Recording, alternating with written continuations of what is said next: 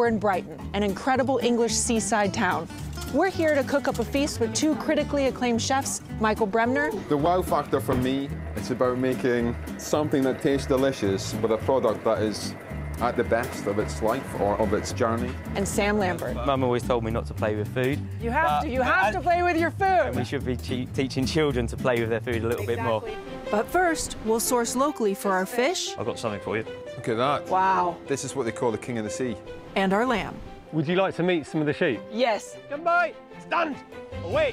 That was amazing. Good job, Fly. Then we'll visit Namayasai, a British farm hiding a Japanese vegetable paradise. No one really knew much about Japan, and I figured it could become as popular as Chinese and Indian food. Then we're cooking it all at Michael's restaurant, Murmur. All of this just in time for our guests to arrive at our fabulous seaside feast. We hope you enjoy. Next on A Moveable Feast with Fine Cooking Magazine.